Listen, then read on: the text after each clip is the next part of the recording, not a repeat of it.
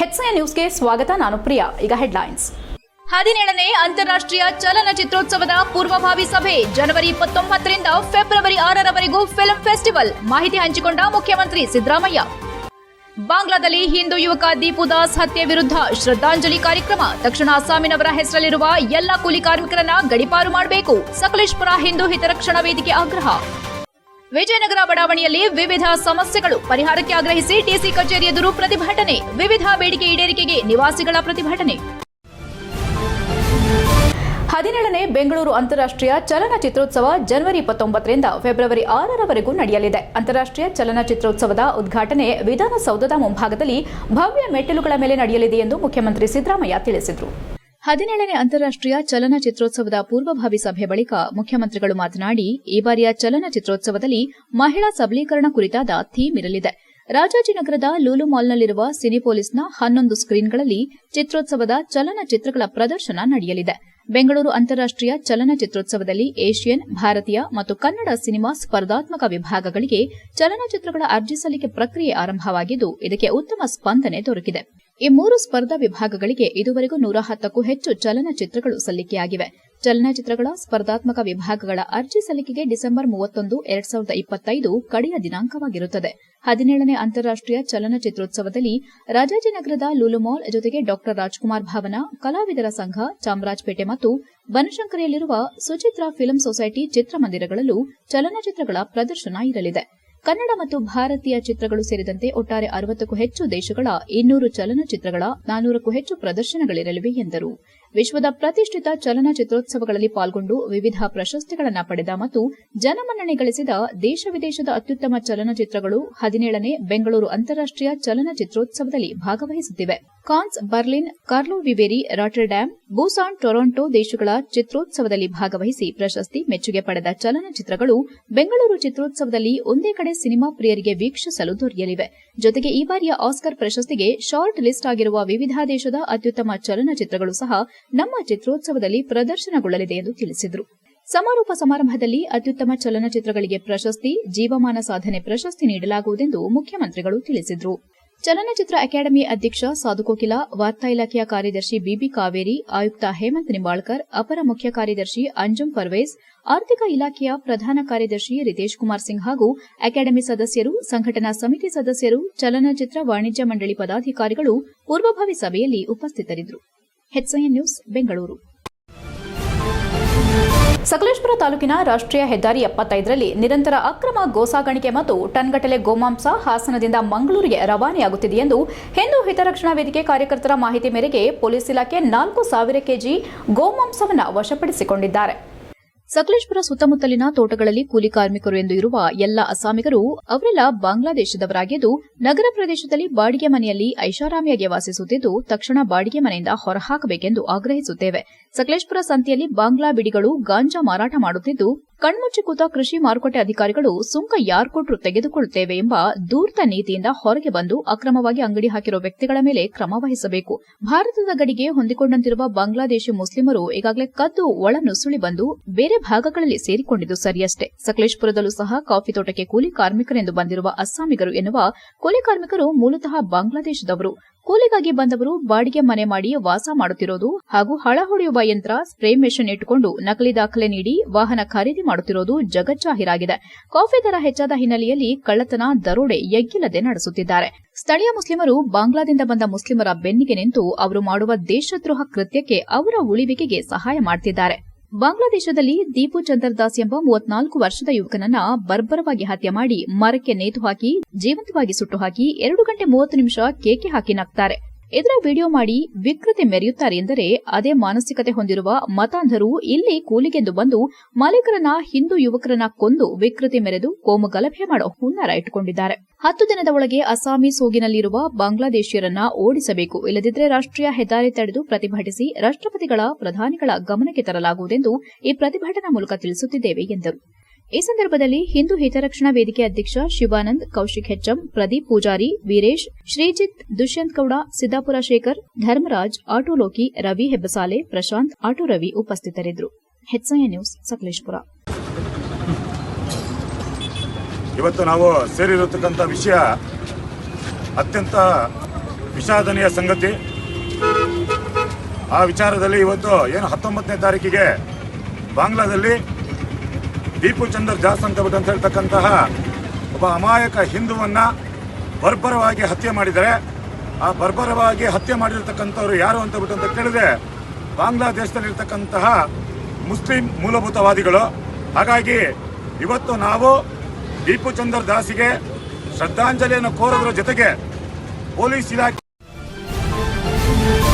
ಹಾಸನ ನಗರದ ತಣ್ಣೀರು ಹಳ್ಳದ ಬಳಿ ಇರುವ ವಿಜಯನಗರ ಬಡಾವಣೆಯಲ್ಲಿನ ಹಲವು ಮೂಲಭೂತ ಸಮಸ್ಯೆಗಳನ್ನು ತಕ್ಷಣ ಬಗೆಹರಿಸುವಂತೆ ಒತ್ತಾಯಿಸಿ ಬಡಾವಣೆ ನಿವಾಸಿಗಳು ಮಂಗಳವಾರದಂದು ಡಿಸಿ ಕಚೇರಿ ಎದುರು ಪ್ರತಿಭಟಿಸಿ ಜಿಲ್ಲಾಡಳಿತಕ್ಕೆ ಮನವಿ ಸಲ್ಲಿಸಿದರು. ವಿಜಯನಗರ ಬಡಾವಣೆಯಲ್ಲಿ ಅನೇಕ ಸಮಸ್ಯೆಗಳಿದ್ದರೂ ಹಲವು ಬಾರಿ ಮನವಿ ಮಾಡಿದರೂ ಸಂಬಂಧಪಟ್ಟ ಇಲಾಖೆಗಳು ಸ್ಪಂದಿಸುತ್ತಿಲ್ಲ ಎಂದು ಆರೋಪಿಸಿದ ಪ್ರತಿಭಟನಾಕಾರರು ನಗರದ ಹೇಮಾವತಿ ಪ್ರತಿಮೆ ಬಳಿಯಿಂದ ಜಿಲ್ಲಾಧಿಕಾರಿ ಕಚೇರಿವರೆಗೂ ಮೆರವಣಿಗೆ ನಡೆಸಿದರು. ಈ ವೇಳೆ ಗ್ರಾಮ ಪಂಚಾಯಿತಿ ಮಾಜಿ ಸದಸ್ಯ ರಂಗಸ್ವಾಮಿ ಸುದ್ದಿಗಾರರೊಂದಿಗೆ ಮಾತನಾಡಿ, ವಿಜಯನಗರ ಬಡಾವಣೆಯಲ್ಲಿರುವ ಕೆರೆಯನ್ನು ಸ್ವಚ್ಛಗೊಳಿಸುವಂತೆ ಮಹಾನಗರ ಪಾಲಿಕೆಗೆ ಹಲವು ಬಾರಿ ಮನವಿ ಸಲ್ಲಿಸಿದ್ರೂ ಅಧಿಕಾರಿಗಳು ಇದುವರೆಗೂ ಕ್ರಮ ಕೈಗೊಂಡಿಲ್ಲ ಎಂದು ಆಕ್ರೋಶ ವ್ಯಕ್ತಪಡಿಸಿದರು. ಕೆರೆಯಲ್ಲಿ ಹೂಳು ತುಂಬಿಕೊಂಡಿದ್ದು ದಟ್ಟವಾದ ಹುಲ್ಲುಗಾವಲು ಬೆಳೆದು ಕೆರೆ ಅವನತಿಯತ್ತ ಸಾಗುತ್ತಿದೆ. ಇದರಿಂದ ದುರ್ವಾಸನೆ ಉಂಟಾಗಿ ರೋಗ ಹರಡೋ ಭೀತಿ ಎದುರಾಗಿದೆ. ಅಲ್ಲದೆ ದನಕರುಗಳು ಕೂಡ ಕೆರೆ ನೀರು ಕುಡಿಯಲು ಸಾಧ್ಯವಾಗುತ್ತಿಲ್ಲ ಎಂದರು. ಬಡಾವಣೆಯ ಏಕೈಕ ಕೆರೆಯನ್ನು ಉಳಿಸಿಕೊಳ್ಳುವುದು ಸಾರ್ವಜನಿಕರ ಜವಾಬ್ದಾರಿಯಷ್ಟೇ ಅಲ್ಲದೆ ಮಹಾನಗರ ಪಾಲಿಕೆಯ ಕರ್ತವ್ಯವೂ ಆಗಿದೆ. ಅಧಿಕಾರಿಗಳು ಈ ಬಗ್ಗೆ ಗಂಭೀರವಾಗಿ ಯೋಚಿಸಬೇಕೆಂದು ಒತ್ತಾಯಿಸಿದರು. ಇದೇ ವೇಳೆ ಬಡಾವಣೆಯ ಪಶ್ಚಿಮ ದಿಕ್ಕಿನಲ್ಲಿರುವ ಶುದ್ಧ ಕುಡಿಯುವ ನೀರಿನ ಘಟಕವನ್ನು ಕಿಡಿಗೇಡಿಗಳು ಹಾಳು ಮಾಡಿದ್ದು ಸರಿಯಾದ ನಿರ್ವಹಣೆ ಇಲ್ಲದ ಕಾರಣ ನೀರು ಕುಡಿಯಲು ಯೋಗ್ಯವಾಗಿಲ್ಲ. ಘಟಕಕ್ಕೆ ಯಾವುದೇ ಭದ್ರತೆ ಇಲ್ಲ. ಆದ್ದರಿಂದ ಅದನ್ನು ಗ್ರಾಮದ ಶ್ರೀ ಮಾರಮ್ಮ ದೇವಸ್ಥಾನ ಎದುರಿನ ಸರ್ಕಾರಿ ಶಾಲಾ ಆವರಣಕ್ಕೆ ಸ್ಥಳಾಂತರಿಸಬೇಕೆಂದು ಮನವಿ ಮಾಡಿದರು.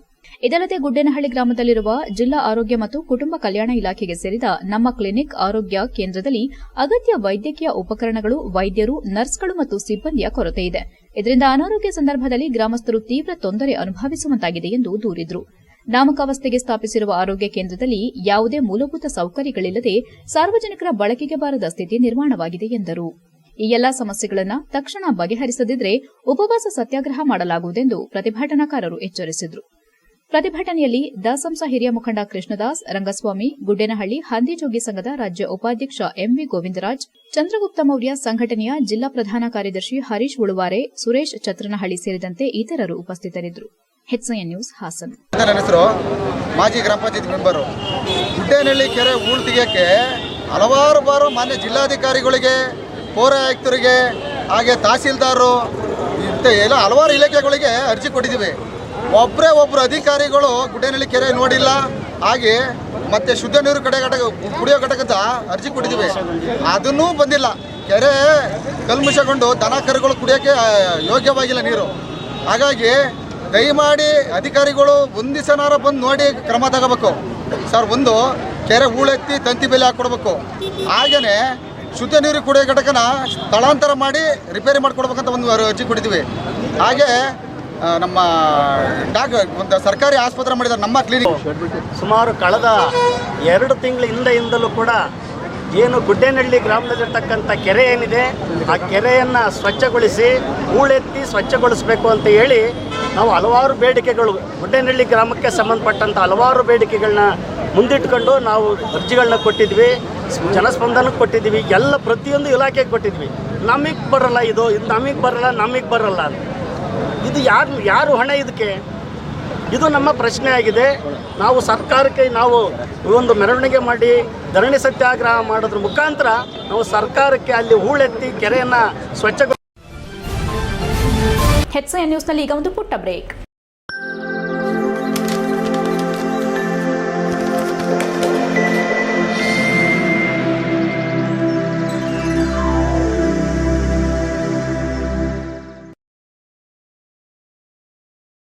ಬ್ರೇಕ್ನ ನಂತರ HCN ನ್ಯೂಸ್ಗೆ ಸ್ವಾಗತ. ಬಿಜಿಎಸ್ ವಿಜ್ಞಾನ ಮತ್ತು ವಾಣಿಜ್ಯ ಪದವಿ ಪೂರ್ವ ಕಾಲೇಜು ವತಿಯಿಂದ SSLC ವಿದ್ಯಾರ್ಥಿಗಳಿಗಾಗಿ ಏರ್ಪಡಿಸಿದ್ದ ಕಾರ್ಯಾಗಾರ ಕಾರ್ಯಕ್ರಮವನ್ನು ಕ್ಷೇತ್ರ ಶಿಕ್ಷಣಾಧಿಕಾರಿ ಭಾಗ್ಯಮ್ಮ ಅವರು ಉದ್ಘಾಟಿಸಿದರು. ನಂತರ ಮಾತನಾಡಿದ ಅವರು, SSLC ವಿದ್ಯಾರ್ಥಿಗಳು ಮುಂದಿನ ಶೈಕ್ಷಣಿಕ ಹಂತಕ್ಕೆ ಸಾಗುವ ಸಂದರ್ಭ ಸರಿಯಾದ ಮಾರ್ಗದರ್ಶನ ಅತ್ಯಂತ ಅವಶ್ಯಕವಾಗಿದೆ. ಇಂತಹ ಕಾರ್ಯಕ್ರಮಗಳು ವಿದ್ಯಾರ್ಥಿಗಳಿಗೆ ತಮ್ಮ ಆಸಕ್ತಿ, ಸಾಮರ್ಥ್ಯ ಮತ್ತು ಭವಿಷ್ಯದ ಗುರಿಗಳನ್ನು ಸ್ಪಷ್ಟವಾಗಿ ಅರಿಯಲು ಸಹಕಾರಿಯಾಗುತ್ತದೆ. ಕೇವಲ ಅಂಕಗಳ ಹಿಂದೆ ಓಡೋದಕ್ಕಿಂತ ಕೌಶಲ್ಯಾಧಾರಿತ ಕಲಿಕೆಗೆ ಮಹತ್ವ ನೀಡಬೇಕು ಎಂದರಲ್ಲದೆ ವಿದ್ಯಾರ್ಥಿಗಳು ಆತ್ಮವಿಶ್ವಾಸ ಬೆಳೆಸಿಕೊಳ್ಳಬೇಕು, ಕಾಲನಿರ್ವಹಣೆ, ಪರೀಕ್ಷಾ ತಯಾರಿ ಮತ್ತು ವೃತ್ತಿ ಆಯ್ಕೆ ಬಗ್ಗೆ ಸೂಕ್ತ ಮಾಹಿತಿ ಪಡೆದುಕೊಳ್ಳಬೇಕೆಂದು ಸಲಹೆ ನೀಡಿದರು. ಶಿಕ್ಷಣ ಸಂಸ್ಥೆಗಳು ಇಂತಹ ಉಪಯುಕ್ತ ಕಾರ್ಯಕ್ರಮಗಳನ್ನು ನಿರಂತರವಾಗಿ ಆಯೋಜಿಸುವುದು ಶ್ಲಾಘನೀಯ ಎಂದು ಹೇಳಿದರು. ಕಾರ್ಯಕ್ರಮದ ಸಂಪನ್ಮೂಲ ವ್ಯಕ್ತಿಯಾಗಿದ್ದ ರಾಷ್ಟ ಪ್ರಶಸ್ತಿ ಪಡೆದ ಉಪನ್ಯಾಸಕ ದಕ್ಷಿಣ ಕನ್ನಡದ ಯಾಕೂಬ್ ಎಸ್ ಕೊಯ್ಯಾರ್ ಅವರು ಮಾತನಾಡಿ, ಗಣಿತ ಎಂದರೆ ಭಯಪಡೋ ವಿಷಯವಲ್ಲ, ಅದು ತಾರ್ಕಿಕ ಚಿಂತನೆ ಮತ್ತು ಸಮಸ್ಯೆ ಪರಿಹಾರ ಕೌಶಲ್ಯವನ್ನು ಬೆಳೆಸುವ ಅತ್ಯಂತ ಉಪಯುಕ್ತ ವಿಷಯ. ದಿನನಿತ್ಯದ ಜೀವನದಲ್ಲಿಯೇ ಗಣಿತದ ಅನೇಕ ಉದಾಹರಣೆಗಳು ಅಡಗಿವೆ. ಸೂಕ್ತ ವಿಧಾನದಲ್ಲಿ ಕಲಿತರೆ ಗಣಿತ ಅತಿ ಸುಲಭವಾಗುತ್ತದೆ ಎಂದರು.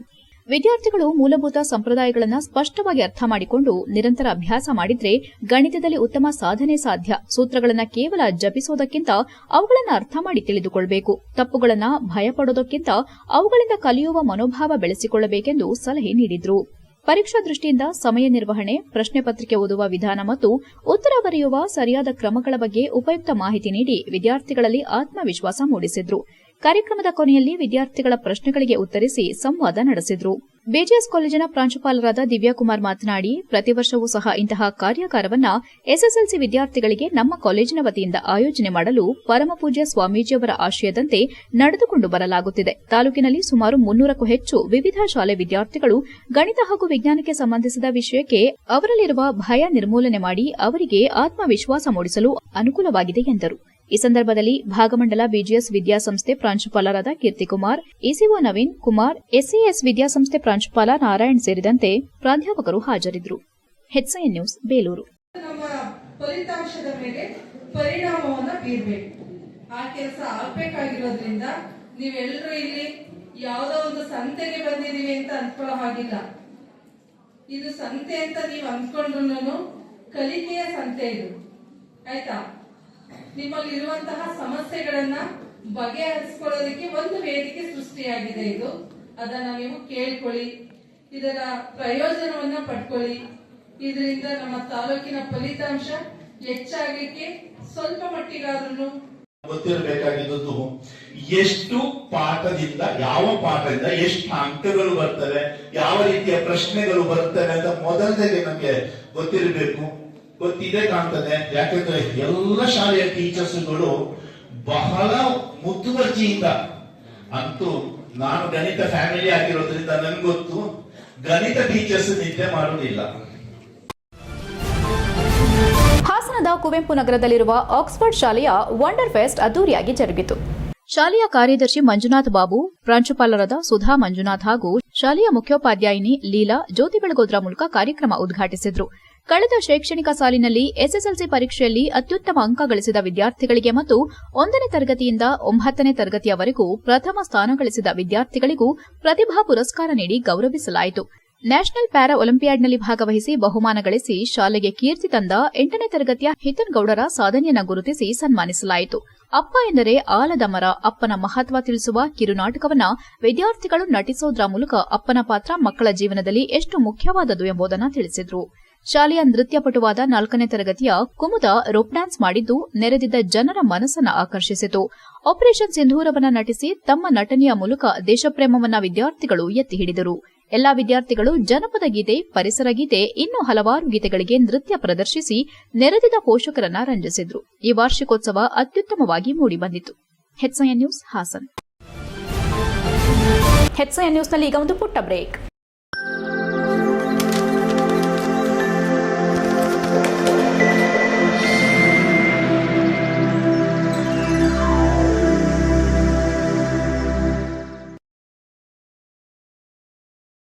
ಬ್ರೇಕ್ನ ನಂತರ ಹೆಚ್ಐಎನ್ ನ್ಯೂಸ್ಗೆ ಸ್ವಾಗತ. ನಿವೃತ್ತ ನೌಕರರ ಸಮಸ್ಯೆಗಳನ್ನು ಬಗೆಹರಿಸುವುದು ಸರ್ಕಾರದ ಕರ್ತವ್ಯವಾಗಿದ್ದು, ಈ ಕುರಿತು ನಾನು ಸೇರಿದಂತೆ ನಿವೃತ್ತ ನೌಕರರ ಸಂಘದ ಪದಾಧಿಕಾರಿಗಳು ಮುಖ್ಯಮಂತ್ರಿಗಳನ್ನ ಭೇಟಿಯಾಗಿ ಗಮನ ಸೆಳೆಯೋಣ ಎಂದು ಶಾಸಕ ಎಚ್ಪಿ ಸ್ವರೂಪ್ ಹೇಳಿದರು. ಹಾಸನ ನಗರದ ಹಾಸನಾಂಬ ಕಲಾಕ್ಷೇತ್ರದಲ್ಲಿ ಕರ್ನಾಟಕ ರಾಜ್ಯ ಸರ್ಕಾರಿ ನೌಕರರ ಸಂಘದ ವತಿಯಿಂದ ಆಯೋಜಿಸಿದ್ದ ಮೈಸೂರು ವಿಭಾಗ ಮಟ್ಟದ ಪದಾಧಿಕಾರಿಗಳು, ನಿವೃತ್ತ ನೌಕರರು ಹಾಗೂ ಕುಟುಂಬ ಪಿಂಚಣಿದಾರರ ಸಮಾವೇಶದಲ್ಲಿ ಅವರು ಮಾತನಾಡಿ ತಮ್ಮ ನಿರ್ಧಾರ ತಿಳಿಸಿದರು. ಕಾರ್ಯಕ್ರಮದ ಅಧ್ಯಕ್ಷತೆ ವಹಿಸಿ ಮಾತನಾಡಿದ ನಿವೃತ್ತ ನೌಕರರ ಸಂಘದ ರಾಜ್ಯಾಧ್ಯಕ್ಷ ಕೆ ಭೈರಪ್ಪ ಅವರು ರಾಜ್ಯದಲ್ಲಿ 4 ಲಕ್ಷಕ್ಕೂ ಹೆಚ್ಚು ನಿವೃತ್ತ ನೌಕರರು ಮತ್ತು 1 ಲಕ್ಷಕ್ಕೂ ಅಧಿಕ ಪಿಂಚಣಿದಾರರಿದ್ದು ಅವರ ಅನೇಕ ಸಮಸ್ಯೆಗಳು ಇನ್ನೂ ಬಗೆಹರಿಯದೆ ಉಳಿದಿದೆ ಎಂದು ಹೇಳಿದರು. ನಿವೃತ್ತ ನೌಕರರು ಮತ್ತು ಪಿಂಚಣಿದಾರರಿಗೆ ಆರೋಗ್ಯ ಭಾಗ್ಯ ಯೋಜನೆಯನ್ನ ತಕ್ಷಣ ಜಾರಿಗೆ ತರಬೇಕು. ಕಾಲಮಾನಕ್ಕೆ ತಕ್ಕಂತೆ ನಿವೃತ್ತಿ ವೇತನ ಪರಿಷ್ಕರಣೆ ಮಾಡಿ ಜಾರಿಗೊಳಿಸಬೇಕೆಂದು ಸರ್ಕಾರವನ್ನ ಒತ್ತಾಯಿಸಿದರು. ಇದೇ ವೇಳೆ ಸಂಧ್ಯಾಕಿರಣ ಯೋಜನೆ ಜಾರಿಗೆ ತರಬೇಕು. ವೈದ್ಯಕೀಯ ಚಿಕಿತ್ಸೆಗೆ ಹೆಚ್ಚಿನ ಸೌಲಭ್ಯ ಒದಗಿಸಬೇಕು. 7ನೇ ವೇತನ ಆಯೋಗದ ವರದಿಯಲ್ಲಿ ನಿವೃತ್ತ ನೌಕರರಿಗೆ ಸೂಕ್ತ ಆರ್ಥಿಕ ಸೌಲಭ್ಯ ಕಲ್ಪಿಸಬೇಕು. 70 ರಿಂದ 80 ವರ್ಷದ ನಿವೃತ್ತ ನೌಕರರಿಗೆ ಶೇಕಡಾ 10ರಷ್ಟು ಹೆಚ್ಚುವರಿ ಆರ್ಥಿಕ ನೆರವು ನೀಡಬೇಕೆಂದು ಮನವಿ ಮಾಡಿದರು. ಪಿಂಚಣಿದಾರರಿಗೆ ಆರೋಗ್ಯ ಭಾಗ್ಯ ಯೋಜನೆ ಜಾರಿಗೆ ತರುವುದರ ಜೊತೆಗೆ ಶವ ಸಂಸ್ಕಾರಕ್ಕೆ ಕನಿಷ್ಠ 10,000 ನೆರವು ನೀಡಬೇಕು.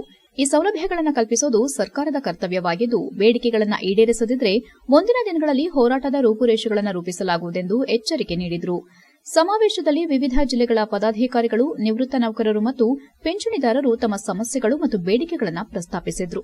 ಈ ಸಮಾವೇಶದಲ್ಲಿ ಮೈಸೂರು ವಿಭಾಗದ ಸುಮಾರು 8 ಜಿಲ್ಲೆಗಳ ನಿವೃತ್ತ ನೌಕರರು ಮತ್ತು ಪಿಂಚಣಿದಾರರು ಭಾಗವಹಿಸಿದ್ರು. ಕಾರ್ಯಕ್ರಮದಲ್ಲಿ ನಿವೃತ್ತ ನೌಕರರ ಸಂಘದ ಅಧ್ಯಕ್ಷ ಅನಂತರಾಮು, ಪ್ರಧಾನ ಕಾರ್ಯದರ್ಶಿ ರಂಗೇಗೌಡ, ಖಜಾಂಚಿ ಎಸ್ಎಂ ಆನಂದಪ್ಪ, ಉಪಾಧ್ಯಕ್ಷ ಶ್ರೀನಿವಾಸ್, ಜಿಲ್ಲಾ ನೌಕರರ ಸಂಘದ ಅಧ್ಯಕ್ಷ ಬಿಪಿ ಕೃಷ್ಣೇಗೌಡ, ಉಪಾಧ್ಯಕ್ಷ ಕೆಎಂ ಶ್ರೀನಿವಾಸ್ ಸೇರಿದಂತೆ ಇತರರು ಉಪಸ್ಥಿತರಿದ್ದರು. HCN news Hassan. ಹಾಗಾಗಿ ತಡವಾಗಿ ಬಂದು ಕೂಡ ತಮ್ಮೆಲ್ಲರಿಗೂ ಕ್ಷಮೆಯನ್ನು ಕೂಡ ಕೇಳ್ತಾ, ಬಹಳ ಸಂತೋಷದ ಸಂದರ್ಭ.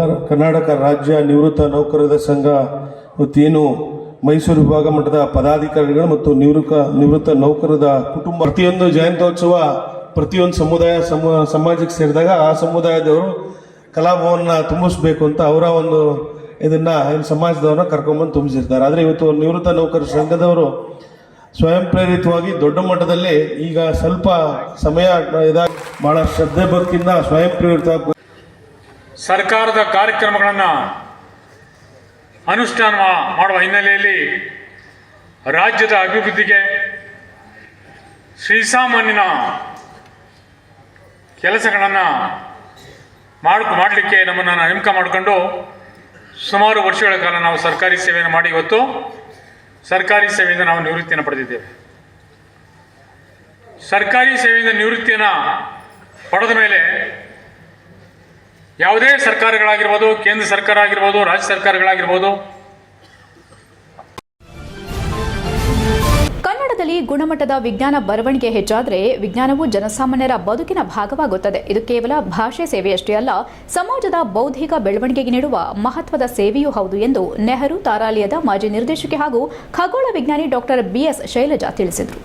ಹಾಸನ ನಗರದ ಬಿಜಿವಿಎಸ್ ಕಚೇರಿಯಲ್ಲಿ ಭಾರತ ಜ್ಞಾನ ವಿಜ್ಞಾನ ಸಮಿತಿಯ ಹಾಸನ ಜಿಲ್ಲಾ ಸಮಿತಿಯಿಂದ ಆಯೋಜಿಸಿದ್ದ ಆಗಸದ ಅಚ್ಚರಿಗಳು ಖಗೋಳ ವಿಜ್ಞಾನಿಯೊಂದಿಗೆ ಸಂವಾದ ಕಾರ್ಯಕ್ರಮದಲ್ಲಿ ಅವರು ಮಾತನಾಡಿದರು. ವಿಜ್ಞಾನವು ಪ್ರಯೋಗಶಾಲೆ ಹಾಗೂ ಸಂಶೋಧನಾ ಪ್ರಬಂಧಗಳಿಗೆ ಮಾತ್ರ ಸೀಮಿತವಾಗದೆ ಜನಸಾಮಾನ್ಯರಿಗೆ ಅರ್ಥವಾಗುವ ಭಾಷೆಯಲ್ಲಿ ತಲುಪಬೇಕು ಎಂದರು. ಈ ನಿಟ್ಟಿನಲ್ಲಿ ಕನ್ನಡ ವಿಜ್ಞಾನ ಬರವಣಿಗೆಯ ಪ್ರಮಾಣ ಹೆಚ್ಚಾಗಬೇಕಿದ್ದು ಕನ್ನಡ ಸಾಹಿತ್ಯ ಪರಿಷತ್, ವಿಜ್ಞಾನಿಗಳು ಮತ್ತು ವಿಜ್ಞಾನಾಸಕ್ತರ ಜವಾಬ್ದಾರಿ ದೊಡ್ಡದಿದೆ ಎಂದರು. ಕನ್ನಡದಲ್ಲಿ ವಿಜ್ಞಾನ ಬರವಣಿಗೆಯಲ್ಲಿ ತಪ್ಪು ಪದ ಬಳಕೆ ಹಾಗೂ ಅತಿ ರಂಜಿತ ಅನುವಾದಗಳು ವಿಜ್ಞಾನವನ್ನ ಅಂಧಶ್ರದ್ಧೆಯತ್ತ ಕೊಂಡೊಯ್ಯೋ ಅಪಾಯವಿದೆ ಎಂದು ಎಚ್ಚರಿಸಿದ ಅವರು, ಗಾಡ್ ಪಾರ್ಟಿಕಲ್ ಎಂಬ ಪದವನ್ನ ದೇವಕಣ ಎಂದು ಬಳಸುವುದು ವೈಜ್ಞಾನಿಕವಾಗಿ ಸರಿಯಲ್ಲ ಎಂದರು.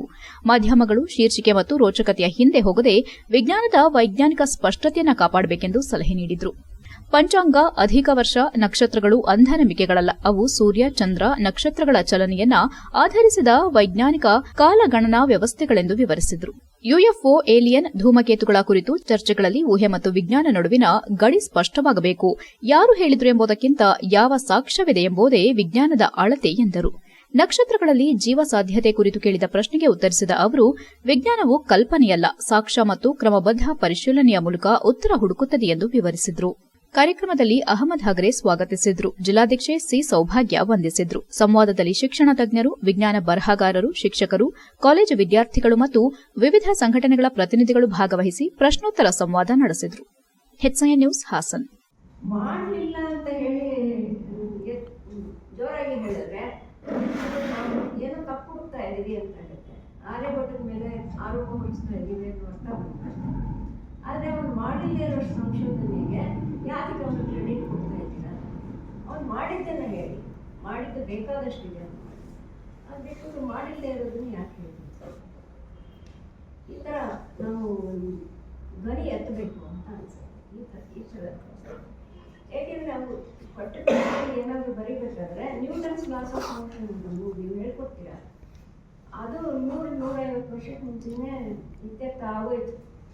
ಒಂದೇ ಲಾಯಿಂದ ಎರಡನೇ ಲಾಯಿಂದ ಅವಾಗಲಿಂದ ಕಲಿಸ್ಕೊಂಡು ಬಂದಿದ್ದೀರಾ. ಯಾರಾದರೂ ಒಬ್ರು ಇವತ್ತು ಟಿಂಕಿಗೆ ಮೊದಲಿಂದ ಹೋಗ್ಬಿಟ್ಟು ಇದು ನ್ಯೂಟನ್ಸ್ ಫಸ್ಟ್ ಲಾ ಅಲ್ಲ, ಇದು ಸೆಕೆಂಡ್ ಲಾ, ಇದು ಸೆಕೆಂಡ್ ಲಾ ಹೋಗ್ಬಿಟ್ಟು ಫಸ್ಟ್ ಲಾ ಅಂತ ಹೇಳ್ತಾ ಇದ್ದೀರಾ ಅಂತ ಯಾರು ಹೇಳಿದ್ರೆ ಬಾಯಿ ಮುಚ್ಕೊಂಡು ಎಲ್ಲರೂ ತಿದ್ದಬೇಕು. ಅದೇ ಥರ ಇಲ್ಲಿ ಯಾಕೆ ಮಾಡ್ತಾರೆ? ಈ ಥರ ತಿಳ್ಕೊಳ್ಬೇಕಾದ್ರೆ ನೀವು ನಿಮ್ಮ ಓದೋದೇನಿದೆ ಅದನ್ನ ಸ್ವಲ್ಪ ವಿಸ್ತಾರ ಮಾಡ್ಕೊಳ್ಳಿ. ಇದು ಇಂಥದ್ನೆಲ್ಲ ಪ್ರಕಟಣೆ ಮಾಡೋದಕ್ಕೆ ಯಾವುದೂ ಸಕಲೇಶಪುರ ನಗರವನ್ನು ಪಾರದರ್ಶಕತೆಯಿಂದ ಪ್ರಾಮಾಣಿಕವಾಗಿ ಮತ್ತು ಜನರ ಜೊತೆಯಲ್ಲಿ ಆಡಳಿತ ನಡೆಸುವುದಾಗಿ ಭರವಸೆ ನೀಡುತ್ತೇನೆ. ಅಧಿಕಾರಿಗಳು ಸಹಕಾರ, ಜನಪ್ರತಿನಿಧಿಗಳ ಮಾರ್ಗದರ್ಶನ ಮತ್ತು ನಾಗರಿಕರ ಸಲಹೆಗಳಿಂದ ಸಕಲೇಶಪುರವನ್ನು ಮಾದರಿ ತಾಲೂಕಾಗಿ ರೂಪಿಸುವ ಸಂಕಲ್ಪ ನಮ್ಮದು ಎಂದು ನೂತನವಾಗಿ ತಾಲೂಕು ಯೋಜನಾ ಅಭಿವೃದ್ಧಿ ಪ್ರಾಧಿಕಾರದ ಅಧ್ಯಕ್ಷರಾಗಿ ಪದಗ್ರಹಣ ಮಾಡಿದ ಸೈಯದ್ ಮುಫೀಜ್ ಹೇಳಿದರು. ಸಕಲೇಶಪುರ ಪಟ್ಟಣದ ಪುರಸಭೆ ಪೂರ್ವದ ಬಳಿಯ ತಾಲೂಕು ಯೋಜನಾ ಅಭಿವೃದ್ಧಿ ಪ್ರಾಧಿಕಾರ ಕಟ್ಟಡದಲ್ಲಿ ಪದಗ್ರಹಣ ನಂತರ ಸುದ್ದಿಗಾರರೊಂದಿಗೆ ಮಾತನಾಡಿದ ಅವರು, ಹಿಂದೆ ಯಾವುದೇ ಕಟ್ಟಡ ನಿರ್ಮಾಣ ಅನುಮೋದನೆಗಾಗಿ ಹಾಸನಕ್ಕೆ ತೆರಳಬೇಕಾಗುತ್ತಿತ್ತು. ಇದರಿಂದ ಸಾರ್ವಜನಿಕರಿಗೆ ಹೆಚ್ಚಿನ ತೊಂದರೆ ಉಂಟಾಗುತ್ತಿತ್ತು.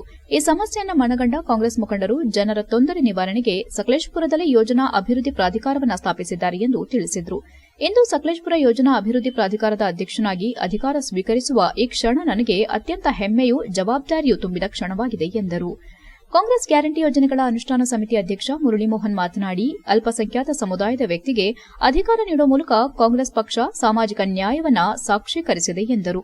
ತಾಲೂಕಿಗೆ ಯೋಜನಾ ಅಭಿವೃದ್ಧಿ ಪ್ರಾಧಿಕಾರ ಬಹಳ ಹಿಂದೆಯೇ ಸ್ಥಾಪನೆಯಾಗಬೇಕಾಗಿತ್ತು.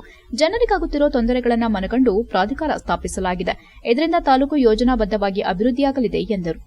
ತಾಲೂಕು ಕಾಂಗ್ರೆಸ್ ಅಧ್ಯಕ್ಷ ಬೈರಮುಡಿ ಚಂದ್ರು ಮಾತನಾಡಿ, ಕಾಂಗ್ರೆಸ್ ಜನಪರವಾಗಿ ಕೆಲಸ ಮಾಡೋ ಸರ್ಕಾರವಾಗಿದೆ.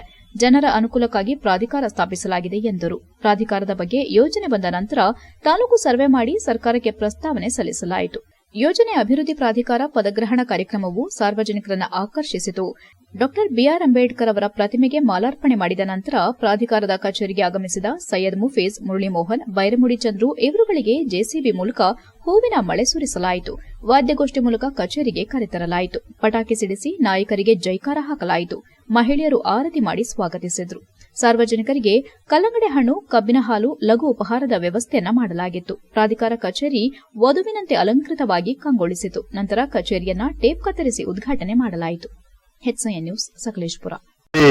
ವಿಶೇಷವಾದ ದಿನ ಇವತ್ತು. ನಮ್ಮ ಸಕಲೇಶಪುರಕ್ಕೆ ಪ್ರಾಧಿಕಾರಗಳು ಬಂದು ಎಲ್ಲಾ ಜಿಲ್ಲೆ ತಾಲೂಕುಗಳಲ್ಲಾದರೂ ಸಕಲೇಶಪುರ ತಾಲೂಕಿನಲ್ಲಿ 20 ವರ್ಷದಿಂದ ನೆರೆಗುದಿ ಬಿದ್ದಿತ್ತು. ನಾವು ಮುರಳಿ ಅವರು ಕೂತ್ಕೊಂಡು ಒಂದು ದಿವಸ ಮಾತಾಡ್ತಾ ಯಾವುದೋ ಒಂದು ಇದಕ್ಕೆ ಟೌನ್ ಪ್ಲಾನಿಂಗ್ ಒಂದು ರಮೇಶ್ ಅವರಿಗೆ ಫೋನ್ ಮಾಡಿ ಇದಾಗಬೇಕು ಅದಾಗಬೇಕು ಅಂತ ಹೇಳಿದಾಗ ನಾವೇ ಹೇಳಿದೆ ಒಂದು ದಿವಸ ಇದನ್ನ ಪ್ರಾಧಿಕಾರ ಮಾಡಬೇಕು, ಎಲ್ಲಾ ಕಡೆ ಆಗಿದೆ, ಇದಾಗಲಿಲ್ಲ ಅನ್ನೋದಕ್ಕೆ ನಾವು ಎಲ್ಲರಿಗೂ ನಮಸ್ಕಾರ. ಇವತ್ತು ಸಕಲೇಶಪುರ ಯೋಜನಾ ಪ್ರಾಧಿಕಾರ ಅಧ್ಯಕ್ಷ ಸ್ಥಾನ ಇವತ್ತು ಪದಗ್ರಹಣ ಕಾರ್ಯಕ್ರಮ ಮಾಡಿ ಅಧಿಕಾರ ವಹಿಸ್ಕೊಂಡು ಈಗ ತಾನೇ ಅಧಿಕಾರಿಗಳು ಎಲ್ಲ ಇಲ್ಲೇ ಇದ್ದಾರೆ. ಇವತ್ತು ಸಕಲೇಶಪುರದ ಇತಿಹಾಸದಲ್ಲಿ ಬಹಳ ಸಂತೋಷದ ದಿನ. ಯಾಕಂತ ಹೇಳಿದ್ರೆ ಕಳೆದ 18-20 ವರ್ಷದಿಂದನೇ ಪ್ರಾಧಿಕಾರ ಆಗಬೇಕಿತ್ತು, ರಚನೆ ಆಗಬೇಕಿತ್ತು. ಕಾರಣಾಂತರಗಳಿಂದ ಇಲ್ಲಿರ್ತಕ್ಕಂಥ ಜನಪ್ರತಿನಿಧಿಗಳು ಯಾರು ಕೂಡ ಆಸಕ್ತಿ ತೋರದೇನೆ ಇವತ್ತು ಸಕಲೇಶಪುರ ತಾಲೂಕು ಅಂತ ಹೇಳಿದ್ರೆ ಇಡೀ ದೇಶಕ್ಕೆ ಗೊತ್ತಿದೆ. ಸಕಲೇಶಪುರ ತಾಲೂಕಿನ ಇತಿಹಾಸ ಎಲ್ರಿಗೂ ಗೊತ್ತಿದೆ. ಬಟ್ ಆದ್ರೆ ಈ ಸಕಲೇಶಪುರದಲ್ಲಿ ಇವತ್ತರೆಗೂ ಕೂಡ ಪ್ರಾಧಿಕಾರ ಇರಲಿಲ್ಲ. HCN ನ್ಯೂಸ್ನಲ್ಲಿ ಈಗ ಒಂದು ಪುಟ್ಟ ಬ್ರೇಕ್.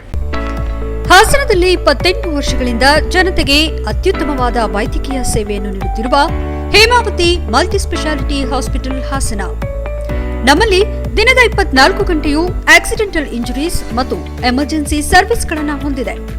ಹೇಮಾವತಿ ಆಸ್ಪತ್ರೆಯ ಡಾಕ್ಟರ್ ನಿಖಿಲ್ ಆರ್ಭಟ್ ರವರು ಎಂಎಸ್ ಆರ್ಥೋಪೆಡಿಕ್ನಲ್ಲಿ ಚಿನ್ನದ ಪದಕ ಪಡೆದು ಸಿಂಗಾಪುರ್ ಜನರಲ್ ಹಾಸ್ಪಿಟಲ್ನಲ್ಲಿ ಫೆಲೋಶಿಪ್ ಇನ್ ಜಾಯಿಂಟ್ ರಿಪ್ಲೇಸ್ಮೆಂಟ್ ಸರ್ಜರಿಯ ಪದವಿ ಪಡೆದು ಸೇವೆಯನ್ನ ಸಲ್ಲಿಸಿರುತ್ತಾರೆ.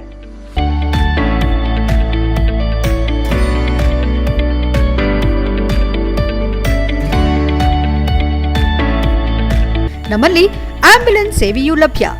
ಇನ್ನೇಕೆ ತಡ? ನೀವು ಯಾವುದೇ ಮೂಳೆ ಸಮಸ್ಯೆ ಹೊಂದಿದರೆ ಹಿಂದೆ ಭೇಟಿ ನೀಡಿ. ಹೇಮಾವತಿ ಮಲ್ಟಿಸ್ಪೆಷಾಲಿಟಿ ಹಾಸ್ಪಿಟಲ್, ಉತ್ತರ ಬಡಾವಣೆ, ಹಾಸನ. ಬ್ರೇಕ್ನ ನಂತರ HCN ನ್ಯೂಸ್ಗೆ ಸ್ವಾಗತ. ಕ್ರಿಸ್ಮಸ್ ಎಂಬುದು ಮಾನವೀಯತೆಯ ಹಬ್ಬವಾಗಿದ್ದು ಶಾಂತಿ ಸಹಬಾಳ್ವೆಯ ಸಂಕೇತವಾಗಿದೆ ಎಂದು ಕ್ರೈಸ್ಟ್ ಶಾಲೆಯ campus director reverend father Alex ತಿಳಿಸಿದರು. ಹಾಸನ ನಗರದ ಕ್ರೈಸ್ಟ್ ಶಾಲೆಯಲ್ಲಿ ನಡೆದ ಕ್ರಿಸ್ಮಸ್ ಹಬ್ಬದ ಕಾರ್ಯಕ್ರಮದಲ್ಲಿ ಮಾತನಾಡಿದ ಅವರು, ಮನುಷ್ಯನಾಗಿ ಹುಟ್ಟಿದ ಮೇಲೆ ಹೇಗೆ ಜನರೊಡನೆ ಬೆರೆತು ಪ್ರೀತಿಯಿಂದ ಜೀವಿಸಬೇಕು ಎಂಬುವ ಸಂದೇಶ ಸಾರುವ ಈ ಕ್ರಿಸ್ಮಸ್ ಹಬ್ಬ ನಾಡಿನಾದ್ಯಂತ ಆಚರಿಸಲ್ಪಡುತ್ತಿದೆ ಎಂದರು. ತಮಗಾಗಿ ಹುಟ್ಟುವ ರಾಜನು ಅರಮನೆಯಲ್ಲಿ ಹುಟ್ಟುತ್ತಾನೆಂಬ ನಿರೀಕ್ಷೆಯಲ್ಲಿದ್ದ ಜನರಿಗೆ ಕೊಟ್ಟಿಗೆಯಲ್ಲಿ ಹುಟ್ಟಿ ಪ್ರಪಂಚಕ್ಕೆ ಮಾದರಿ ಸಂದೇಶ ನೀಡಿದ ಏಸು ಕ್ರಿಸ್ತರ ಜನ್ಮ ದಿನಾಚರಣೆ ಇದಾಗಿದ್ದು, ಸರಳತೆಯ ಬದುಕು ನೆಮ್ಮದಿ ನೀಡುತ್ತದೆ ಎಂಬ ಸಂದೇಶವನ್ನ ಇಡೀ ವಿಶ್ವಕ್ಕೆ ಏಸು ಕ್ರಿಸ್ತರು ಪಸರಿಸಿದ್ದಾರೆ ಎಂದರು. ಶಾಂತಿ ಸಮಾಧಾನದ ಈ ಹಬ್ಬದಲ್ಲಿ ಕ್ರೈಸ್ತ ಬಾಂಧವರು ಒಂದೆಡೆ ಸೇರಿ ಏಸು ಕ್ರಿಸ್ತನ ಸ್ಮರಣೆ ಮಾಡುವ ಮೂಲಕ ಸಮಾಜಕ್ಕೆ ಒಳಿತನ್ನ ಬಯಸುವ ಈ ಹಬ್ಬದಲ್ಲಿ ಪಾಲ್ಗೊಳ್ಳುವ ಎಲ್ಲರ ಪರವಾಗಿ ತಾನು ಕ್ರಿಸ್ಮಸ್ ಹಬ್ಬದ ಶುಭಾಶಯ ಕೋರುವುದಾಗಿ ತಿಳಿಸಿದರು. ಈ ಸಂದರ್ಭದಲ್ಲಿ ಕ್ರೈಸ್ಟ್ ಶಾಲೆಯ ಪ್ರಾಂಶುಪಾಲರಾದ ರೆವರೆಂಡ್ ಫಾದರ್ ಅನುಮೋನ್ ಜೋಸೆಫ್, ಆಡಳಿತಾಧಿಕಾರಿ reverend father Rijo Thomas, father Lancy M Fernandes ಇತರರು ಉಪಸ್ಥಿತರಿದ್ದರು. HCN news Hassan. ನಮ್ಮನ್ನು ಜ್ಞಾಪಿಸುತ್ತದೆ. ಈ ದಿನ ಕ್ರಿಸ್ತನು ಗೋದಲಿಯಲ್ಲಿ ಹುಟ್ಟಿದ ದಿನವಾಗಿ ಆಚರಿಸಲಾಗುತ್ತದೆ. ಅಂದರೆ ರಾಜರನ್ನು ತಮ್ಮನ್ನು ಕಾಪಾಡುವಂತಹ ರಾಜನು ಬರುವಿಕೆಗಾಗಿ ಕಾಯುತ್ತಿದ್ದಂಥ ಜನರು ಈ ಕ್ರಿಸ್ತನು ಯಾವುದೋ ಒಂದು ಅರಮನೆಯಲ್ಲಿ ಹುಟ್ಟುತ್ತಾನೆ ಎಂಬ ನಿರೀಕ್ಷೆಯಲ್ಲಿದ್ದರು. ಆದರೆ ಅವನು ಹುಟ್ಟಿದ್ದು ಗೋದಲಿಯಲ್ಲಿ ನಾವು ಚರಿತ್ರೆಯಲ್ಲಿ ಕಾಣ್ತಿದ್ದೇವೆ. ಅಂತರ್ ಜಿಲ್ಲಾ ಮಟ್ಟದ 9ನೇ ವರ್ಷದ ಪುರುಷರ ಹಾಗೂ ಮಹಿಳೆಯರ ಕಬಡ್ಡಿ ಮತ್ತು ಥ್ರೋಬಾಲ್ ಕ್ರೀಡಾಕೂಟವನ್ನು ಜನವರಿ 11ರಂದು ಶ್ರೀ ಕುಮಾರಲಿಂಗೇಶ್ವರ ವಿದ್ಯಾಸಂಸ್ಥೆ ಆವರಣದಲ್ಲಿ ಆಯೋಜಿಸಲಾಗುತ್ತಿದೆ ಎಂದು ಶ್ರೀ ಕುಮಾರಲಿಂಗೇಶ್ವರ ಸ್ವಾಮಿ ಕ್ರೀಡಾ ಹಾಗೂ ಸಾಂಸ್ಕೃತಿಕ ಸಮಿತಿ ಅಧ್ಯಕ್ಷ ಹುದಿನೂರು ಮಲ್ಲೇಶ್ ತಿಳಿಸಿದರು. ಸಕಲೇಶಪುರ ಪಟ್ಟಣದ ಕಾರ್ಯನಿರತ ಪತ್ರಕರ್ತರ ಸಂಘದ ಕಚೇರಿಯಲ್ಲಿ ನಡೆದ ಸುದ್ದಿಗೋಷ್ಠಿಯಲ್ಲಿ ಮಾತನಾಡಿದ ಅವರು, ಶ್ರೀ ಕುಮಾರಲಿಂಗೇಶ್ವರ ಸ್ವಾಮಿ ಕ್ರೀಡಾ ಮತ್ತು ಸಾಂಸ್ಕೃತಿಕ ಸಮಿತಿ ವಣಗೂರು ಕೂಡು ರಸ್ತೆ ಇವರ ವತಿಯಿಂದ ಶ್ರೀ ಕುಮಾರಲಿಂಗೇಶ್ವರ ಸ್ವಾಮಿ ಜಾತ್ರಾ ಮಹೋತ್ಸವದ ಅಂಗವಾಗಿ ಈ ಕ್ರೀಡಾಕೂಟ ಆಯೋಜಿಸಲಾಗಿದೆ ಎಂದರು. ಜನವರಿ 11ರಂದು ಬೆಳಗ್ಗೆ 9 ಗಂಟೆಯಿಂದ ವನಗೂರು ಕೂಡು ರಸ್ತೆಯಲ್ಲಿರುವ ಶ್ರೀ ಕುಮಾರಲಿಂಗೇಶ್ವರ ವಿದ್ಯಾಸಂಸ್ಥೆಯ ಆಟದ ಮೈದಾನದಲ್ಲಿ ಕ್ರೀಡಾಕೂಟ ನಡೆಯಲಿದೆ. ಕಳೆದ 9 ವರ್ಷಗಳಿಂದ ಪುರುಷರು ಮತ್ತು ಮಹಿಳೆಯರ ಕಬಡ್ಡಿ ಪಂದ್ಯಾವಳಿಯನ್ನು ನಿರಂತರವಾಗಿ ಆಯೋಜಿಸಲಾಗುತ್ತಿದ್ದು, ಈ ಬಾರಿ ಗ್ರಾಮಸ್ಥರ ಒತ್ತಾಯದ ಮೇರೆಗೆ ಮಹಿಳೆಯರ ಥ್ರೋಬಾಲ್ ಪಂದ್ಯಾವಳಿಯನ್ನು ಆಯೋಜಿಸಲಾಗಿದೆ ಎಂದು ತಿಳಿಸಿದರು. ಅಂತರ್ ಜಿಲ್ಲಾ ಮಟ್ಟದ ಕ್ರೀಡಾಪಟುಗಳು ಮತ್ತು ತಂಡಗಳು ಹೆಚ್ಚಿನ ಸಂಖ್ಯೆಯಲ್ಲಿ ಭಾಗವಹಿಸಿ ಕ್ರೀಡಾಕೂಟ ಯಶಸ್ವಿಗೊಳಿಸಬೇಕೆಂದು ಮನವಿ ಮಾಡಿದರು. ವನಗೂರು ಗ್ರಾಮ ಪಂಚಾಯಿತಿಯ ಮಾಜಿ ಅಧ್ಯಕ್ಷ ಮತ್ತು ಸಮಿತಿಯ ಸದಸ್ಯ ಆನಂದ್ ಮಾತನಾಡಿ, ಇತ್ತೀಚಿನ ದಿನಗಳಲ್ಲಿ ಗ್ರಾಮೀಣ ಕ್ರೀಡಾಕೂಟಗಳು ಕಣ್ಮರೆಯಾಗುತ್ತಿರುವ ಹಿನ್ನೆಲೆ ಅವುಗಳನ್ನು ಉಳಿಸಿ ಬೆಳೆಸುವ ಉದ್ದೇಶದಿಂದ ಕಳೆದ 9 ವರ್ಷಗಳಿಂದ ಈ ಕ್ರೀಡಾಕೂಟ ಆಯೋಜಿಸಿಕೊಂಡು ಬರ್ತಿದ್ದೇವೆ ಎಂದರು. ಕಾರ್ಯಕ್ರಮದ ಅಂಗವಾಗಿ ಕುಮಾರಲಿಂಗೇಶ್ವರ ಸ್ವಾಮಿ ದೇವಸ್ಥಾನದ ಆವರಣದಿಂದ ಜ್ಯೋತಿ ಮೆರವಣಿಗೆ ನಡೆಯಲಿದ್ದು, ಕ್ರೀಡಾಕೂಟದ ಮೈದಾನದಲ್ಲಿ ಗಣ್ಯರು ಉದ್ಘಾಟಿಸಲಿದ್ದಾರೆ. ಇದೇ ವೇಳೆ ಕನ್ನಡ ಮತ್ತು ಸಂಸ್ಕೃತಿ ಇಲಾಖೆ ವತಿಯಿಂದ ವಿವಿಧ ಕಲಾ ತಂಡಗಳ ಸಾಂಸ್ಕೃತಿಕ ಮೆರವಣಿಗೆ ನಡೆಯಲಿದೆ ಎಂದು ಮಾಹಿತಿ ನೀಡಿದರು. ಪ್ರವೇಶ ಶುಲ್ಕ ಪುರುಷರು ಹಾಗೂ ಮಹಿಳೆಯರ ಕ್ರೀಡೆಗಳಿಗೆ 1,000 ನಿಗದಿಪಡಿಸಲಾಗಿದ್ದು, ಪುರುಷರ ಕಬಡ್ಡಿ ಅಂತಿಮ ವಿಜೇತರಿಗೆ ಪ್ರಥಮ ಬಹುಮಾನ 30,000, ದ್ವಿತೀಯ 20,000 ಮತ್ತು ತೃತೀಯ 10,000, ಚತುರ್ಥ 5,000, ಮಹಿಳೆಯರ ಕಬಡ್ಡಿ ವಿಜೇತರಿಗೆ ಪ್ರಥಮ 20,000, ದ್ವಿತೀಯ 10,000 ಹಾಗೂ ಮಹಿಳೆಯರ ಥ್ರೋಬಾಲ್ ವಿಜೇತರಿಗೆ ಪ್ರಥಮ ಬಹುಮಾನ 20,000, ದ್ವಿತೀಯ 10,000 ಮತ್ತು ಟ್ರೋಫಿ ನೀಡಿ ಗೌರವಿಸಲಾಗುವುದೆಂದು ಮಾಹಿತಿ ನೀಡಿದರು. ಕ್ರೀಡಾಭಿಮಾನಿಗಳು ತನುಮನ ಧನಗಳಿಂದ ಸಹಕರಿಸಿ ಕಾರ್ಯಕ್ರಮ ಯಶಸ್ವಿಗೊಳಿಸಬೇಕೆಂದು ಸಮಿತಿ ಸದಸ್ಯರು ಮನವಿ ಮಾಡಿದರು. HCN news Sakleshpur. ಕುಮಾರಲಿಂಗೇಶ್ವರ ಕ್ರೀಡಾ ಮತ್ತು ಸಾಂಸ್ಕೃತಿಕ ಸಮಿತಿ ವನಗೂರು ಕೂಡು ರಸ್ತೆ ಇವರ ವತಿಯಿಂದ ನಾವು 9ನೇ ವರ್ಷದ ಕ್ರೀಡಾಕೂಟವನ್ನು ಪ್ರತಿ ವರ್ಷ ಏರ್ಪಡಿಸುತ್ತಿದ್ದೇವೆ. ಈ ಕ್ರೀಡಾಕೂಟಕ್ಕೆ ನಾವು ಯಾವ್ಯಾವುದು ಕ್ರೀಡಾಕೂಟ ಅಂತ ಹೇಳಿದರೆ ಕಬಡ್ಡಿ ಅಂತರ್ಜಿಲ್ಲಾ ಮಟ್ಟದ್ದು ಹಾಗೂ ಥ್ರೋಬಾಲ್ ಸಹ ಅಂತರ್ಜಿಲ್ಲಾ ಮಟ್ಟದ್ದು, ಮಹಿಳೆಯರ ಕಬಡ್ಡಿ ಸಹ ಅಂತರ್ಜಿಲ್ಲಾ ಮಟ್ಟದನ್ನು ಏರ್ಪಡಿಸುತ್ತೇವೆ. ಈ ಕ್ರೀಡಾಕೂಟಕ್ಕೆ ಹೆಚ್ಚಿನ ಸಂಖ್ಯೆಯಲ್ಲಿ ಅಂತರ್ಜಿಲ್ಲಾ ಕ್ರೀಡಾಕೂಟ ಇರೋದನ್ನು ಹೆಚ್ಚಿನ ಸಂಖ್ಯೆಯಲ್ಲಿ ಭಾಗವಹಿಸಿ ಎಲ್ಲ ನಮ್ಮ ಕ್ರೀಡಾಭಿಮಾನಿಗಳಿಗೆ ಮೊದಲನೇದಾಗಿ ನಮಸ್ಕರಿಸುತ್ತಾ, ನಮ್ಮ ಸಕಲೇಶಪುರ ತಾಲೂಕು ಯಶಳೂರು ಹೋಬಳಿ ವಣಗೂರು ಗ್ರಾಮ ಪಂಚಾಯತ್ ವ್ಯಾಪ್ತಿಯ ವಣಗೂರು ಕೂಡು ರಸ್ತೆಯಲ್ಲಿ ಶ್ರೀ ಕುಮಾರಲಿಂಗೇಶ್ವರ ವಿದ್ಯಾಸಂಸ್ಥೆ ಕ್ರೀಡಾಂಗಣದಲ್ಲಿ ಶ್ರೀ ಕುಮಾರಲಿಂಗೇಶ್ವರ ವಿದ್ಯಾಸಂಸ್ಥೆ ಜಾತ್ರೆ ಪ್ರಯುಕ್ತವಾಗಿ ನಾವು ಅಂತರ್ ಜಿಲ್ಲಾ ಮಟ್ಟದ ಮಹಿಳೆಯರ ಕಬಡ್ಡಿ ಮತ್ತು ಪುರುಷರ ಕಬಡ್ಡಿ ಹಾಗೂ ಮಹಿಳೆಯರ ಥ್ರೋಬಾಲ್ ಅನ್ನು ಆಯೋಜಿಸಿರುತ್ತೇವೆ. ಹಾಸನದ ಪ್ರತಿಷ್ಠಿತ ಶಾಲೆಗಳಲ್ಲಿ ಒಂದಾಗಿರುವ ಸಂತ ಜೋಸೆಫರ ಶಾಲೆಯಲ್ಲಿ ಶಾಲಾ ವಾರ್ಷಿಕೋತ್ಸವ ಕಾರ್ಯಕ್ರಮವು ಡಿಸೆಂಬರ್ 22ರಂದು ಶಾಲಾ ಆವರಣದಲ್ಲಿ ವಿಜೃಂಭಣೆಯಿಂದ ನಡೆಯಿತು. ಕಾರ್ಯಕ್ರಮಕ್ಕೆ ಮುಖ್ಯ ಅತಿಥಿಗಳಾಗಿ ಪ್ರತಿಷ್ಠಿತ ಬೂಕರ್ ಪ್ರಶಸ್ತಿ ಪುರಸ್ಕೃತರಾಗಿರುವ ಬಾನು ಮುಷ್ತಾಕ್ ಕಾರ್ಯಕ್ರಮವನ್ನು ಉದ್ಘಾಟಿಸುವ ಮೂಲಕ ಚಾಲನೆ ನೀಡಿದರು. ಕಾರ್ಯಕ್ರಮದ ಅಧ್ಯಕ್ಷತೆಯನ್ನ ಸಂತ ಜೋಸೆಫರ ಸಂಸ್ಥೆಯ ಮುಖ್ಯಸ್ಥ ಫಾದರ್ ಲಿಯೋ ಪೆರೇರಾ ಎಸ್ಜೆ ವಹಿಸಿದ್ರು. ಅತಿಥಿಗಳಾಗಿ ಸಾರ್ವಜನಿಕ ಶಿಕ್ಷಣ ಇಲಾಖೆ ಉಪನಿರ್ದೇಶಕ ಕೆಎನ್ ಬಲರಾಂ ಆಗಮಿಸಿದ್ರು. ವಿಶೇಷ ಆಹ್ವಾನಿತರಾಗಿ ಸಂತ ಜೋಸೆಫರ ಸಂಸ್ಥೆ ವಿತ್ತ ಅಧಿಕಾರಿ ಫಾದರ್ ಜೀವನ್ ಪ್ರಭು ಎಸ್ಜೆ ಹಾಗೂ ಸಿಆರ್ಪಿ ಚಂದ್ರಕಾಂತ್ ಈ ಎಲ್ಲ ಗೌರವಾನ್ವಿತರು ಕಾರ್ಯಕ್ರಮಕ್ಕಾಗಮಿಸಿ ಮೆರುಗು ನೀಡಿದ್ರು. ಭರವಸೆ, ಕಲಿಕೆ, ಅನ್ವೇಷಣೆ, ನಿರ್ಮಾಣದ ಮೂಲಕ ಭರವಸೆಯ ನವೀಕರಣ ಕಾರ್ಯಕ್ರಮದ ವಿಷಯವಾಗಿತ್ತು. ಕಾರ್ಯಕ್ರಮದಲ್ಲಿ ನರ್ಸರಿ ಮಕ್ಕಳ ಪ್ರಾರ್ಥನಾ ನೃತ್ಯ ವಿಶೇಷವಾಗಿತ್ತು. ಕಾರ್ಯಕ್ರಮದಲ್ಲಿ ವಿದ್ಯಾರ್ಥಿಗಳು ಸಾಂಸ್ಕೃತಿಕ ನೃತ್ಯ, ಗೀತಗಾಯನ, ನಾಟಕ ಮತ್ತು ಪಿರಮಿಡ್ ಪ್ರದರ್ಶನಗಳನ್ನು ನಡೆಸಿ ಪ್ರೇಕ್ಷಕರ ಮನಸೂರೆಗೊಳಿಸಿದ್ರು. ವೇದಿಕೆ ಕಾರ್ಯಕ್ರಮಗಳ ನಿರೂಪಣೆಯನ್ನ ಮೊಹಮ್ಮದ್ ಮುಕ್ತಿಯಾರ್ ಮತ್ತು ಕುಮಾರಿ ತೇಜಸ್ವಿನಿ ನಡೆಸಿದ್ರು. ಸಾಂಸ್ಕೃತಿಕ ಕಾರ್ಯಕ್ರಮಗಳ ನಿರೂಪಣೆಯನ್ನ ಮೋಹಿತ್ ಮತ್ತು ಫಾತಿಮಾ ಜೂಹಾ ನಡೆಸಿದ್ರು. ಕುಮಾರಿ ಶ್ರೀವನ ವಂದಿಸಿದ್ರು. ಎಲ್ಲಾ ಸಾಂಸ್ಕೃತಿಕ ಕಾರ್ಯಕ್ರಮಗಳ ನಿರೂಪಣೆಯನ್ನ ವಿದ್ಯಾರ್ಥಿಗಳೇ ನಡೆಸಿಕೊಟ್ಟಿದ್ದು ವಿಶೇಷವಾಗಿತ್ತು. ವಿದ್ಯಾರ್ಥಿಗಳು ಶೈಕ್ಷಣಿಕ ಮತ್ತು ಸಹ ಪಠ್ಯ ಚಟುವಟಿಕೆಗಳಲ್ಲಿ ಸಾಧಿಸಿದ ಸಾಧನೆಯನ್ನ ಮುಖ್ಯ ಅತಿಥಿಗಳು ಶ್ಲಾಘಿಸಿದ್ರು. ಪ್ರತಿ ತರಗತಿಯಲ್ಲಿ ಪ್ರಾಮಾಣಿಕ ವಿದ್ಯಾರ್ಥಿಗಳನ್ನು ಗುರುತಿಸಿ ಅವರನ್ನು ವಿಶೇಷವಾಗಿ ಗೌರವಿಸಲಾಯಿತು. ಈ ಸಂದರ್ಭದಲ್ಲಿ ವಾರ್ಷಿಕ ಪರೀಕ್ಷೆಯಲ್ಲಿ ಉತ್ತಮ ಸಾಧನೆ ಮಾಡಿದ ಮತ್ತು 100% ಹಾಜರಾತಿ ಪಡೆದ ವಿದ್ಯಾರ್ಥಿಗಳಿಗೆ ಬಹುಮಾನ ಮತ್ತು ಪ್ರಮಾಣ ಪತ್ರ ವಿತರಿಸಲಾಯಿತು. ವಿದ್ಯಾರ್ಥಿಗಳು ಶೈಕ್ಷಣಿಕ ವರ್ಷದಲ್ಲಿ ತಯಾರಿಸಿದ ಮಾದರಿಗಳ ಕಲಾ ವಸ್ತುಗಳ ಪ್ರದರ್ಶನವನ್ನು ಆಯೋಜಿಸಲಾಗಿತ್ತು. ಮುಖ್ಯ ಅತಿಥಿಗಳು ತಮ್ಮ ಭಾಷಣದಲ್ಲಿ ವಿದ್ಯಾರ್ಥಿಗಳು ಶಿಸ್ತು, ಪರಿಶ್ರಮ ಮತ್ತು ನೈತಿಕ ಮೌಲ್ಯಗಳನ್ನು ಜೀವನದಲ್ಲಿ ಅಳವಡಿಸಿಕೊಳ್ಳಬೇಕೆಂದು ಸಲಹೆ ನೀಡಿದರು. ಶಾಲೆಯ ಮುಖ್ಯೋಪಾಧ್ಯಾಯ ಫಾದರ್ ಲ್ಯಾನ್ಸಿ ಫರ್ನಾಂಡಿಸ್ ಎಸ್ಜೆರವರ ಮಾರ್ಗದರ್ಶನದಲ್ಲಿ ವಿದ್ಯಾರ್ಥಿಗಳು, ಪೋಷಕರು ಮತ್ತು ಶಿಕ್ಷಕರ ಸಹಭಾಗಿತ್ವದಿಂದ ಕಾರ್ಯಕ್ರಮ ಯಶಸ್ವಿಯಾಗಿ ನೆರವೇರಿತು. ಕಾರ್ಯಕ್ರಮವನ್ನು ಮೊದಲೇ ನಿಯೋಜಿಸಿದಂತೆ ಸರಿಯಾದ ಸಮಯಕ್ಕೆ ಪ್ರಾರಂಭಿಸಿ ಯಶಸ್ವಿಯಾಗಿ ಮುಕ್ತಾಯಗೊಳಿಸಲಾಯಿತು. HCN news Haasan. ಕೊನೆಯಲ್ಲಿ ಮತ್ತೊಮ್ಮೆ ಮುಖ್ಯಾಂಶಗಳು. 17ನೇ ಅಂತಾರಾಷ್ಟ್ರೀಯ ಚಲನಚಿತ್ರೋತ್ಸವದ ಪೂರ್ವಭಾವಿ ಸಭೆ ಜನವರಿ 29ರಿಂದ ಫೆಬ್ರವರಿ 6ರವರೆಗೂ ಫಿಲ್ಮ್ ಫೆಸ್ಟಿವಲ್. ಮಾಹಿತಿ ಹಂಚಿಕೊಂಡ ಮುಖ್ಯಮಂತ್ರಿ ಸಿದ್ದರಾಮಯ್ಯ. ಬಾಂಗ್ಲಾದಲ್ಲಿ ಹಿಂದೂ ಯುವಕ ದೀಪು ದಾಸ್ ಹತ್ಯೆ ವಿರುದ್ಧ ಶ್ರದ್ಧಾಂಜಲಿ ಕಾರ್ಯಕ್ರಮ. ತಕ್ಷಣ ಅಸ್ಸಾಮಿನವರ ಹೆಸರಲ್ಲಿರುವ ಎಲ್ಲ ಕೂಲಿ ಕಾರ್ಮಿಕರನ್ನ ಗಡೀಪಾರು ಮಾಡಬೇಕು. ಸಕಲೇಶಪುರ ಹಿಂದೂ ಹಿತರಕ್ಷಣಾ ವೇದಿಕೆ ಆಗ್ರಹ. ವಿಜಯನಗರ ಬಡಾವಣೆಯಲ್ಲಿ ವಿವಿಧ ಸಮಸ್ಯೆಗಳು ಪರಿಹಾರಕ್ಕೆ ಆಗ್ರಹಿಸಿ ಟಿಸಿ ಕಚೇರಿ ಎದುರು ಪ್ರತಿಭಟನೆ. ವಿವಿಧ ಬೇಡಿಕೆ ಈಡೇರಿಕೆಗೆ ನಿವಾಸಿಗಳ ಪ್ರತಿಭಟನೆ. ಇಷ್ಟೊತ್ತು ನೀವು ನೋಡಿದ್ದು ಹಾಸನದ ಸುದ್ದಿ ಅಂದ್ರೆ HCN ನ್ಯೂಸ್.